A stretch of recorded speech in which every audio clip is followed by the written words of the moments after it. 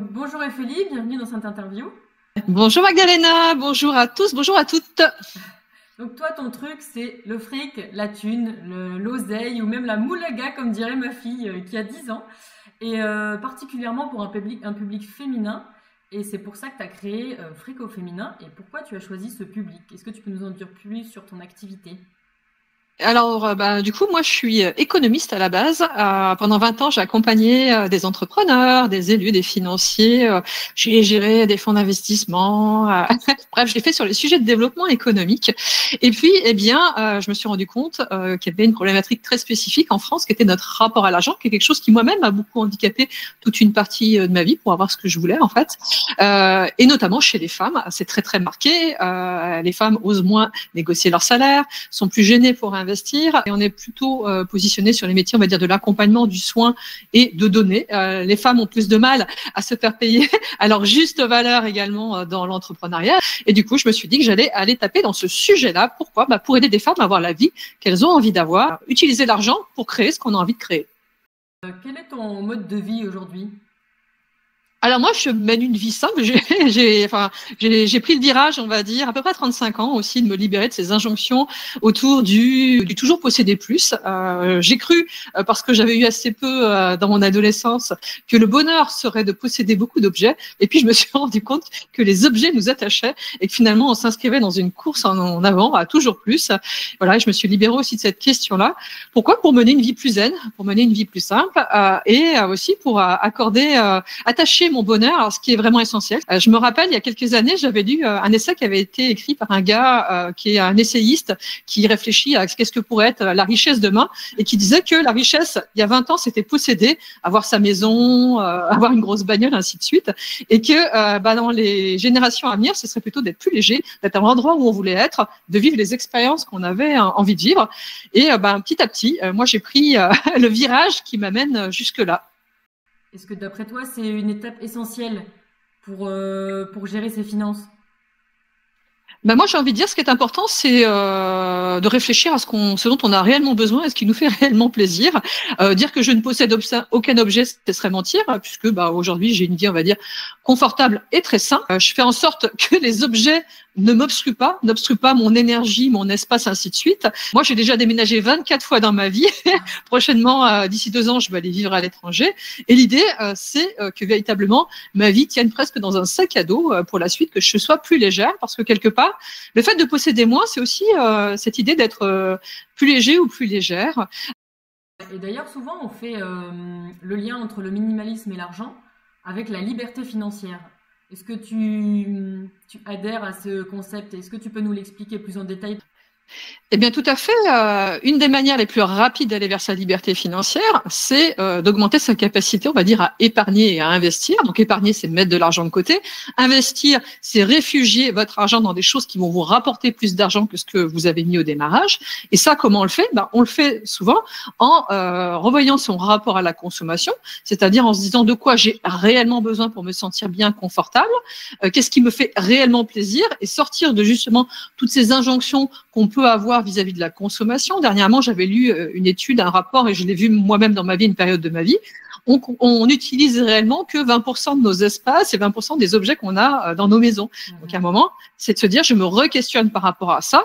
Et les 80% qui ne me sont pas réellement utiles, est-ce qu'il ne vaut pas mieux que je les mette sur une stratégie qui me permettra d'avoir la vie que j'ai envie d'avoir après? Parce que l'argent, c'est pas uniquement en gagner et dépenser pas plus que ce qu'on a gagné, c'est commencer à épargner et à investir sur son avenir.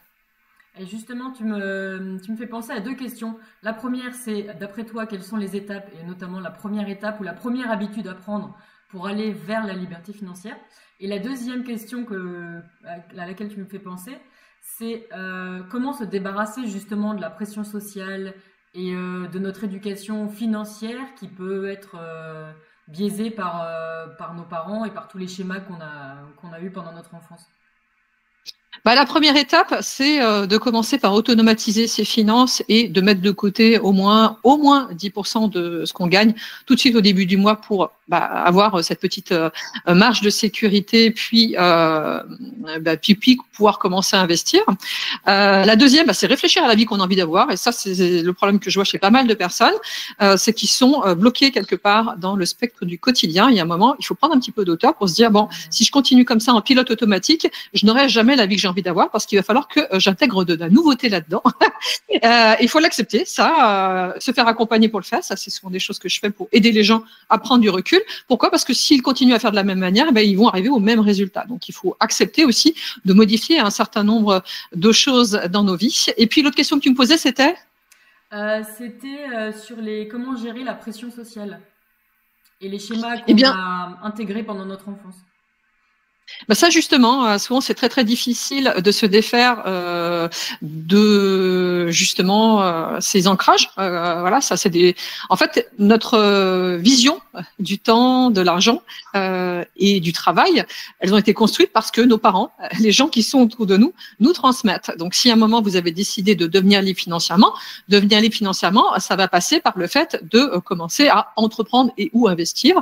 À vous de voir si vous voulez faire les deux et dans quel ordre vous commencez à enclencher les choses, mais comme à peu près 80% de la population va s'inscrire dans un schéma où vous êtes salarié, vos parents certainement l'étaient, vous avez visé la sécurité et on vous a expliqué que c'était très très très dangereux d'investir, eh bien il va vous falloir vous faire accompagner pour réintroduire, on va dire, un nouveau programme et vous dire, dans ce que mes parents m'ont transmis, il y a des choses qui me vont et qui m'aident à construire la vie d'après. Par contre, il y a des choses qu'il va falloir que je lâche et que j'introduise un nouveau modèle mental à l'intérieur de moi, parce que c'est ce programme-là qui va me permettre d'avoir les résultats que j'ai envie d'avoir. Et quelque part, quand on vise la sursécurité, le problème, c'est qu'on va rester au stade de l'épargne, parce qu'on va avoir la peur de manquer, on va avoir des insécurités. Ça, il y a pas mal de parents qui ont transmis ça à leurs enfants. Et on va pas s'autoriser à aller chercher la liberté, qui est l'épanouissement. Or, si vous allez chercher la liberté, vous aurez la sécurité. Par contre, si vous ne cherchez que la sécurité, vous n'aurez pas la liberté. Ouais. Mais je suis d'accord qu'on nous dit souvent que, en tout cas, on a intégré le fait que investir c'est dangereux et aussi investir nécessite de l'argent à la base. On a souvent l'impression que pour investir, il faut acheter un appartement, il faut louer et que donc à la base, il faut déjà avoir beaucoup d'argent. Est-ce que tu es d'accord avec ça et si la réponse est non, qu'est-ce que tu conseilles pour commencer à investir justement ? Alors, je ne conseillerais jamais quelque chose à froid comme ça pour conseiller investir parce qu'en fait, c'est déjà à vous. Déjà, le meilleur investissement, c'est toujours vous. Donc, c'est commencer à vous former à ces questions d'investissement pour voir qu'est-ce qui est OK, qu'est-ce qui correspond à vos valeurs et qu'est-ce qui correspond à votre vie. Et d'ailleurs, toutes les personnes qui vous disent investissez dans la bourse, investissez dans la crypto, investissez dans l'immobilier, vous partez en courant dans l'autre sens. Pourquoi? Parce que les seules personnes qui seront honnêtes seraient des gens qui, comme moi, vous diraient quelle est la vie que tu as envie d'avoir. Parce qu'en fait, qui es-tu? Quelles sont tes valeurs? Comment est-ce que tu vois le monde? Parce que le bon investissement, c'est celui qui répond à ça. Après, une chose qui est vraie, c'est que l'argent a cette capacité à s'évaporer quand on le laisse sur des comptes peu rémunérés, c'est le cas du livret A, ainsi de suite. Par contre, il se transforme sur différents supports d'investissement. Donc, toi, tu évoquais l'immobilier. Ça, en France, on continue à considérer qu'un des seuls vecteurs d'investissement qui est sécurisé, c'est l'immobilier. En ce moment, le marché de l'immobilier, il a tendance à se tasser. Et l'immobilier, c'est essentiellement intéressant quand on peut faire valoir ce qu'on appelle l'effet levier. C'est la capacité qu'a une banque à vous prêter. Donc, c'est pas avec votre argent que vous investissez, c'est essentiellement avec l'argent de la banque que vous commencez à vous constituer un patrimoine. Et là, je vois aussi beaucoup d'idées reçues. Pas mal de personnes pensent que le meilleur investissement, c'est sa résidence principale. C'est plus vraiment le cas. Dans pas mal de cas, souvent, il vaut mieux commencer à transformer la capacité d'emprunt qu'on aurait auprès d'une banque en quelque chose qui va commencer à nous rapporter ce qu'on appelle un cash flow, c'est-à-dire un peu d'argent tous les mois, pour avoir un petit peu plus de capacité et après se former éventuellement à d'autres choses et ainsi de suite. Je vois pas mal de personnes qui considèrent que leur bonheur sera attaché au fait d'avoir un toit sur leur tête. Et voilà, la question c'est est-ce que c'est ça pour vous ou est-ce que c'est plus de liberté? Est-ce que c'est vous créer le job que vous avez envie d'avoir? Est-ce que c'est voyager? On est tous et toutes différents et j'ai envie de dire, de toute façon, nos aspirations sont légitimes, mais les investissements qu'on doit réaliser sont en lien avec ça, avec la vie qu'on a réellement envie d'avoir. Et là, encore, faites très attention. Est-ce que la vie que vous avez envie d'avoir, c'est vraiment la vôtre ou c'est celle que vos parents ont vécue, celle que les gens qui sont autour de vous vous conseilleraient de vivre? Et donc, je dirais que, en fait, pour commencer finalement à marcher vers la liberté financière, il faut faire le point sur sa vie et le point sur ses objectifs, et deux, faire le point sur ses finances et savoir où part son argent tous les mois. Et j'aimerais bien savoir si, alors est-ce que tu as des livres ou des références pour se former à toutes ces questions? Et deux, est-ce que tu as des outils, par exemple, pour gérer son budget? Alors, des livres, il en existe pléthore. D'ailleurs, si vous allez sur Frico Féminin, j'ai commenté à peu près tous ceux qui existent là-dessus, qui sont utiles, sympas et agréables. Pour un public féminin, il y en a un que je conseillerais, là, qui est sorti dernièrement, qui s'appelle Haute une citoyenne, qui est intéressant parce qu'il vous permet de balayer autant vos finances personnelles que les discussions sur l'argent au sein du couple. Des fois, c'est des sujets qui sont pas évidents parce qu'il faut vraiment être tous les deux en phase aussi sur ce sujet-là. Et la manière dont ça s'organise. Alors, les outils, ça, c'est la même chose. En fait, on est tous et tout différents. Il y a des personnes qui vont être très à l'aise de faire ça à la main sur un petit cahier. Il y a des personnes qui vont vouloir des outils automatisés. Le plus important, c'est de se poser à un moment. Moi, j'ai envie de dire, le bon vieux tableur Excel, il est plutôt sympa parce que c'est intéressant de commencer à le faire à un moment parce qu'on s'approprie et du coup, on peut le faire évoluer. C'est ça qui nous donne un prévisionnel à terme parce qu'après, il faut se projeter. Mais ce qui est important, c'est à un moment ou à un autre, comme tu disais, de faire le point pour se dire où sont mes marges de manœuvre. Et s'il n'y en a pas, le principal, c'est de mettre son énergie dans le fait, justement, d'apprendre, d'aller renégocier, de changer de taf et de parler d'argent aussi. Alors, il y a pas mal de femmes qui n'osent pas le faire. Je le vois dans le cas des négociations salariales. Les hommes négocient et les femmes ont souvent un problème à le faire. Voilà, il faut que ce sujet lié à l'argent, c'est pour ça que j'ai créé Frico Féminin, soit fluide et ça transparaît dans tous les spectres de notre vie.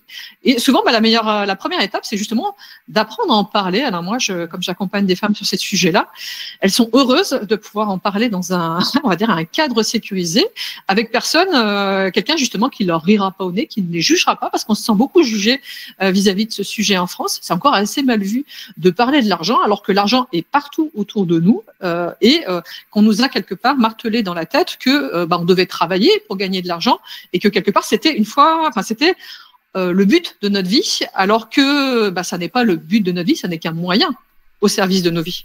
Même sans en avoir peur, on n'a juste pas pris l'habitude d'en parler et on ne sait pas comment aborder le sujet et comment ça va être perçu. Donc, ouais. Et j'aimerais bien te demander quelles sont les erreurs les plus courantes que tu observes? Pas les blocages, les erreurs.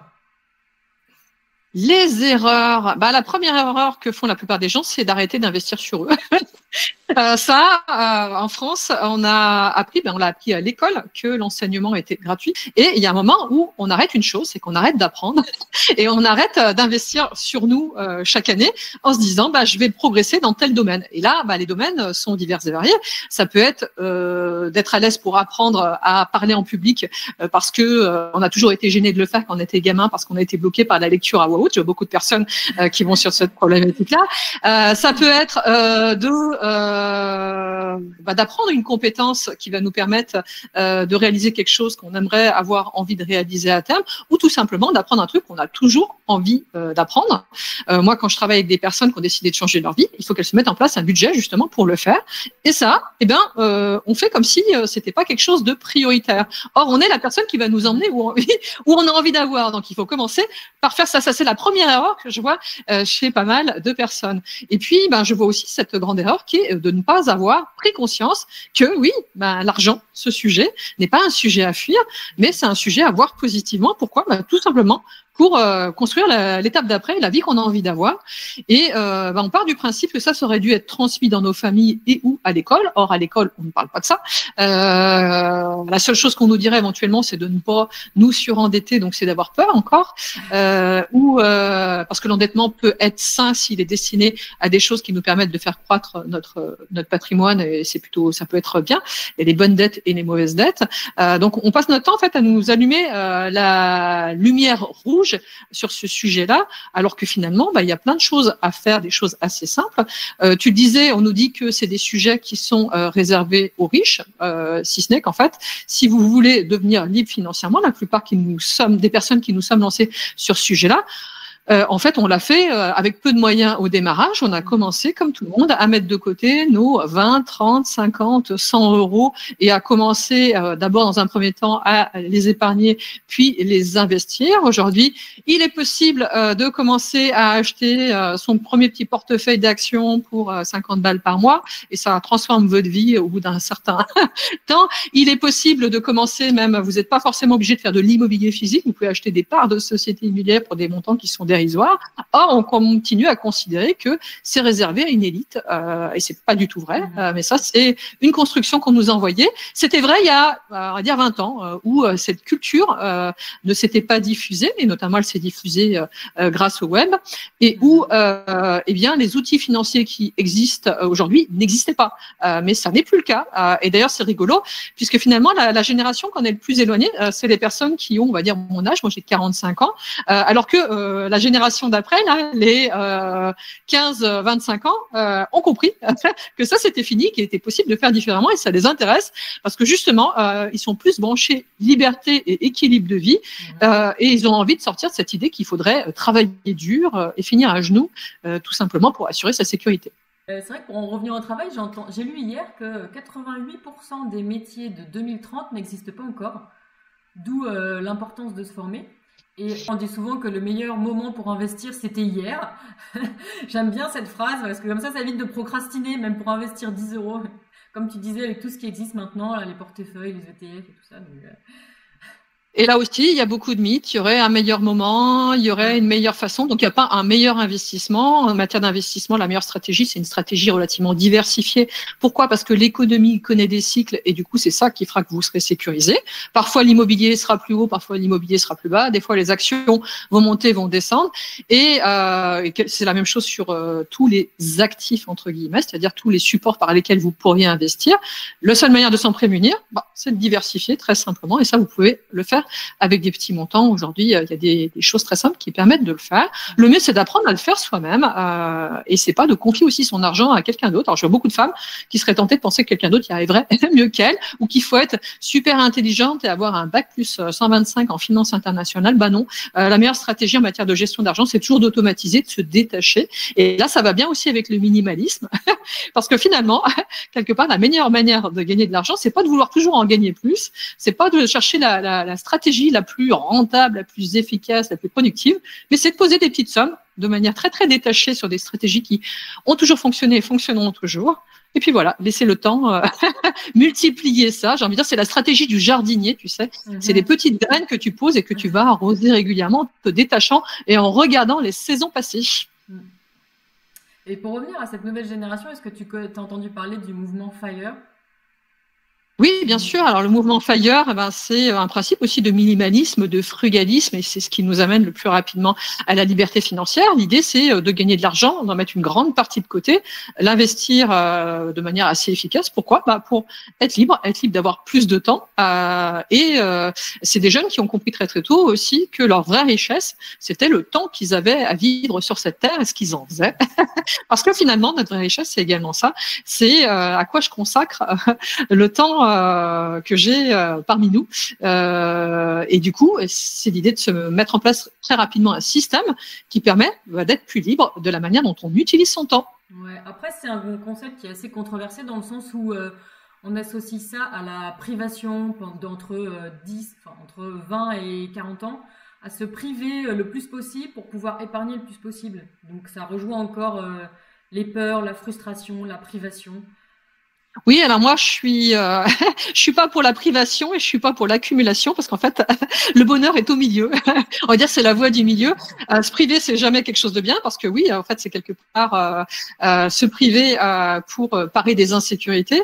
La même chose stocker sur des montants qui sont absolument fous, c'est pas non plus quelque chose de très très sain parce que ça veut dire qu'on a la peur de manquer aussi et qu'on stocke pour compenser cette peur de manquer. Par rapport à notre argent, ce qui est important, c'est de se dire qu'est-ce qui a réellement sens pour moi, qu'est-ce qui me fait vraiment plaisir, quelles sont les expériences que j'ai envie de vivre. Et là, on est tous différents là-dessus. Hein. C'est pour ça qu'il n'y a pas des stratégies de budget, il y en a plein. Mais ce qui est important, c'est de voir qu'est-ce qui forge réellement votre bonheur et qu'est-ce qui fait que vous vous sentez bien et de quoi vous vous délestez, qu'est-ce qui bouffe votre énergie, votre temps et votre argent inutilement. Et ça, plutôt de l'investir au profit de une plus grande liberté de temps, d'esprit, de réalisation. Pour finir cette interview, est-ce que tu as un conseil à donner ou un conseil que tu aurais aimé recevoir? Eh bien, c'est que tout ce qui vous coûte votre paix vous coûte trop cher. J'aime bien, ça c'est ce petit proverbe sur l'argent, c'est que oui, il y a beaucoup de personnes quelque part qui vont avoir un métier qu'ils n'aiment pas pour gagner de l'argent, pour consommer des objets dont ils n'ont pas besoin, pour impressionner des personnes qu'ils n'aimeraient plus avoir dans leur entourage. Donc, appliquez le choc de désencombrement à votre vie, votre mode de consommation, vos relations, et posez-vous la question suivante. Tout ce qui me coûte, ma paix me coûte trop cher. Et moi, voilà, régulièrement, je toilette ma vie dans tous ces spectres. Pourquoi? Pour rayonner d'une belle énergie positive et m'autoriser à avancer vers l'étape d'après. Et on nous a pas appris à voir notre vie en mode projet. Or, il est tout à fait possible d'entreprendre la vie qu'on a envie d'avoir. Moi, j'accompagne aussi des personnes dans ce sens-là. Et se sentir épanoui quelque part, c'est s'autoriser à se dire ça. C'est quoi la marche d'après vers laquelle j'ai envie d'avoir? Et dites-vous bien que l'argent, c'est possible de le voir de telle manière qu'en fait, il ne sert qu'à marcher la marche d'après. Je te remercie pour tous ces conseils, pour toutes ces astuces et pour nous aider à dépasser nos blocages de femmes, entre autres. Merci à toi. On peut te retrouver sur fricoféminin.fr. Alors, donc oui, vous me retrouvez sur fricoféminin.com, également sur la chaîne YouTube où j'interviewe des personnes très inspirantes justement pour vous aider à la fois à dépasser vos blocages et puis avancer sur le comment, sachant que par contre la question du comment, souvent ça n'est que 20% de votre réussite. Vos problématiques vont plutôt venir du fait de lever les 80% de blocages qui vous empêchent d'y aller. Merci à toi. Merci à toi et à très bientôt.